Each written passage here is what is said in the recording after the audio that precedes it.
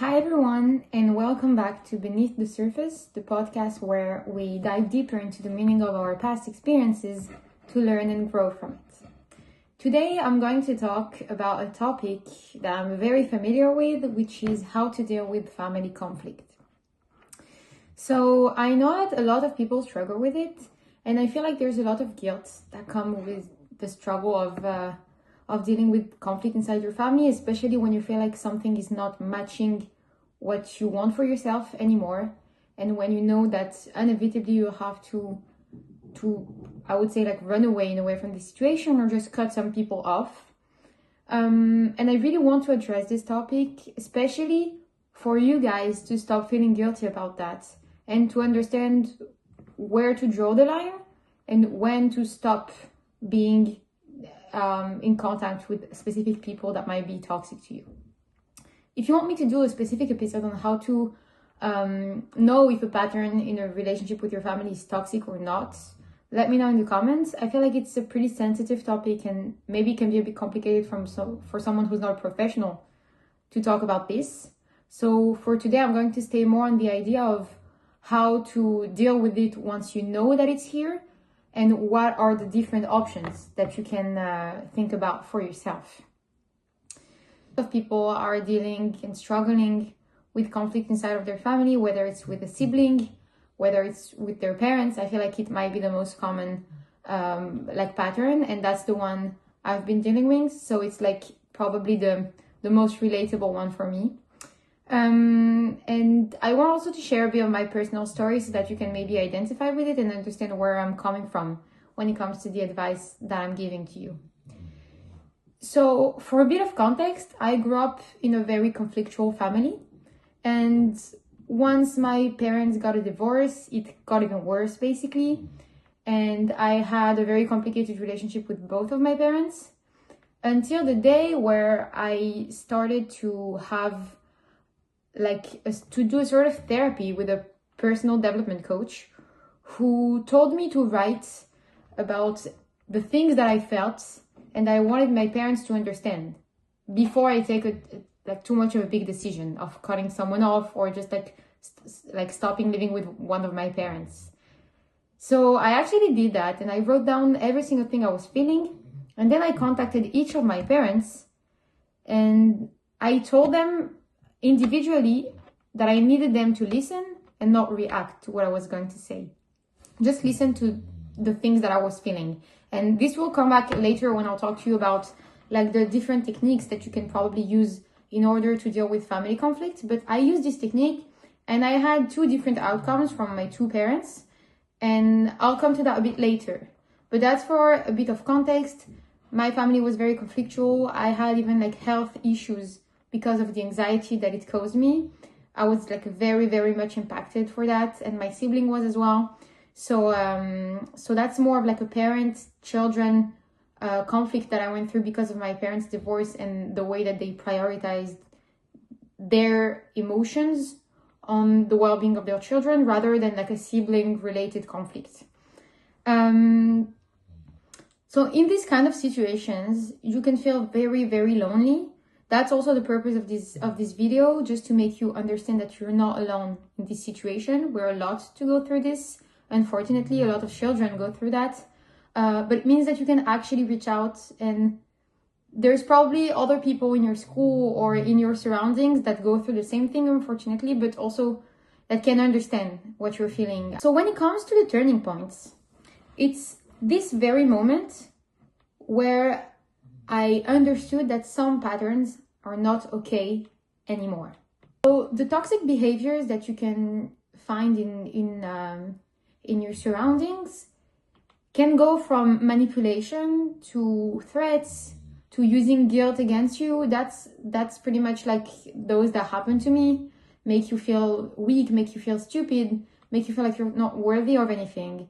And overall, all of these behaviors are all related to a sort of disrespect.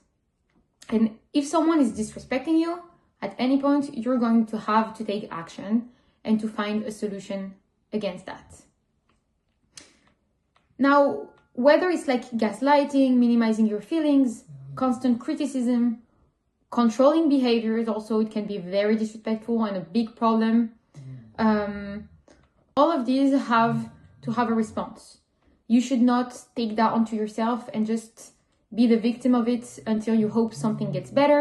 You should definitely speak out about this.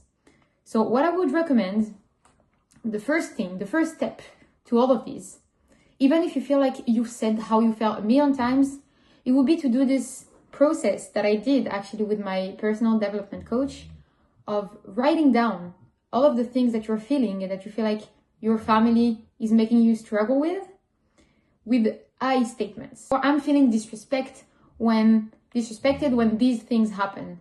I'm feeling hurt when people are trying to control me in a way that they don't with my siblings, for example. It's like some very low level random example, but it could be like I feel very hurt when I'm being insulted in my home, in my own family, where the people are supposed to be protecting me are actually hurting me on a daily basis.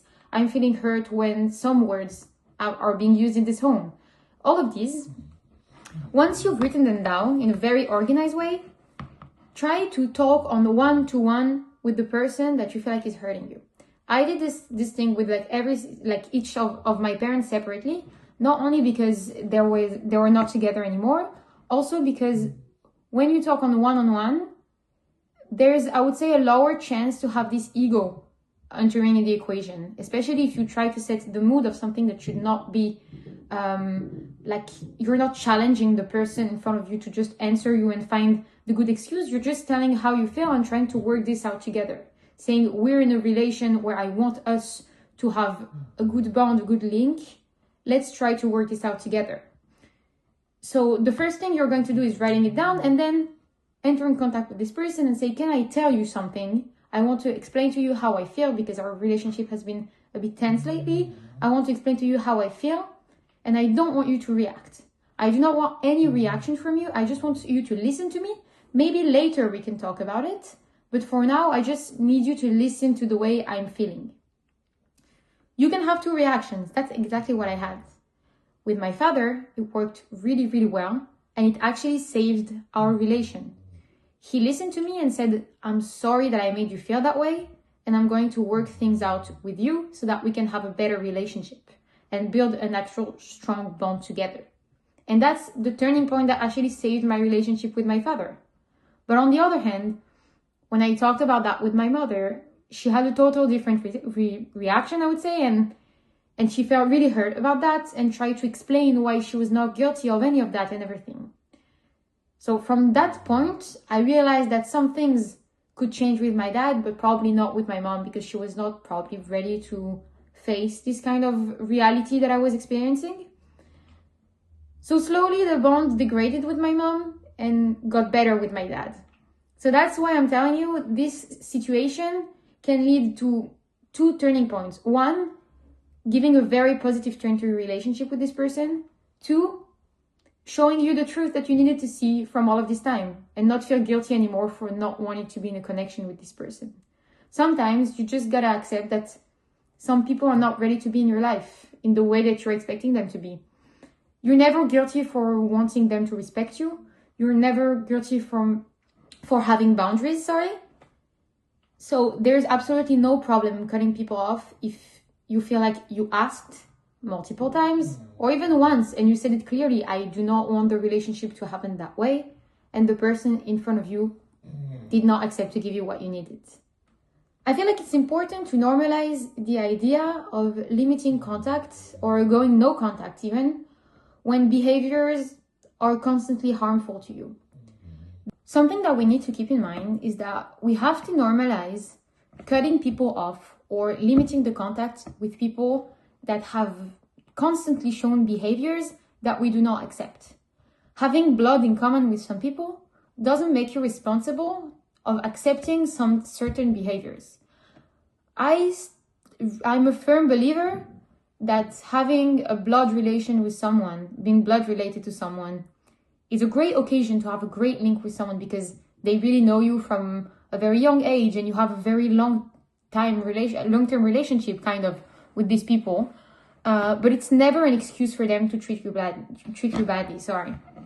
So I really do not believe in letting things pass just because this person is your dad, your mom, your brother, your sister, whatever. There's no reason to accept some behaviors that are not okay with you.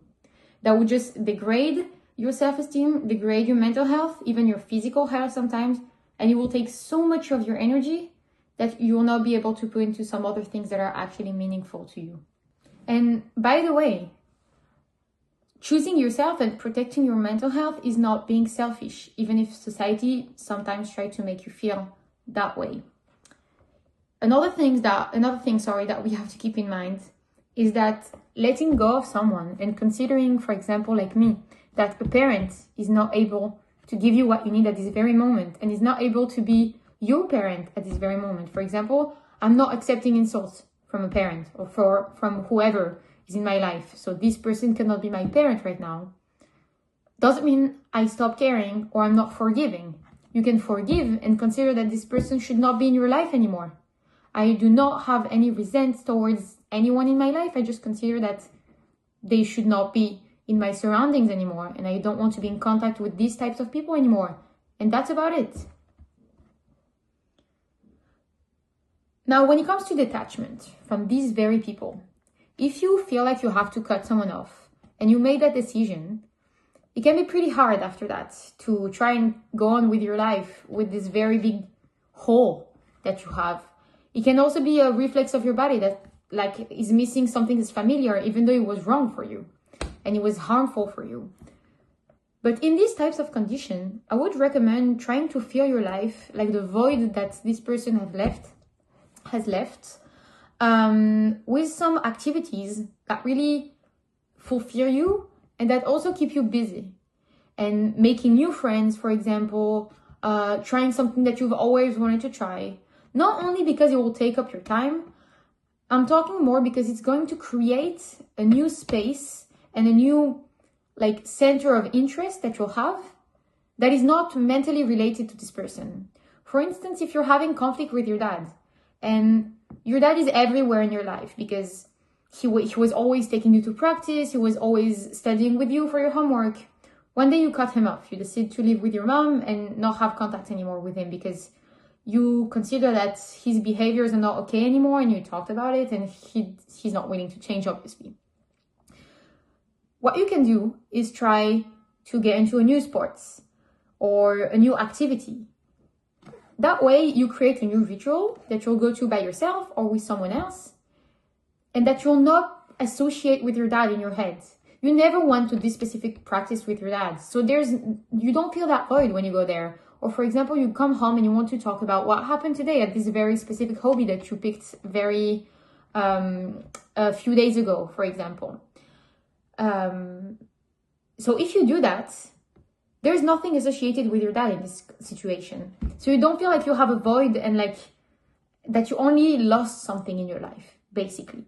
I can assure you that cutting people off, especially people that have very toxic behaviors and that were taking so much of your energy, even though you did not really realize it, are going to leave so much space for better things in your life. And you'll see after a few years, like I've seen it, that you grew a lot more than you thought that you would.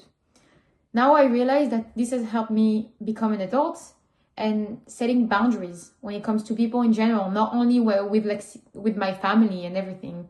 I'm talking also with friends, significant others. I knew what I wanted, I knew what I didn't. So it's really a step ahead in your adult life. It's really hard that some kids have to go through that. But unfortunately, that's the lot of a lot of people. So we have to try to make the most out of it and find the positive in the way that it can help us, not only in a very corny way, let's find the positive in everything. I'm talking more about how we can concretely grow from that. Of dealing with these types of feelings once you're not in contact anymore with this specific person is to seek support from friends, from a therapist, for example, or from another member of your family that can understand your struggle. For example, if you have a sibling that also had a difficult relation with this parent, it can really help. The other parents can sometimes be a little bit biased, but sometimes can help as well. I'm thinking about friends specifically because when I started going to college, I stayed in touch with a few friends from high school, and I found out that a lot of people were struggling with the same thing as I did when I thought I was the only one in this situation. So sometimes opening up with people your age can actually really, really help. And I missed out on that, for example. So choose the people you're comfortable with, but don't hesitate to reach out and not stay in this situation by yourself because you can feel very lonely.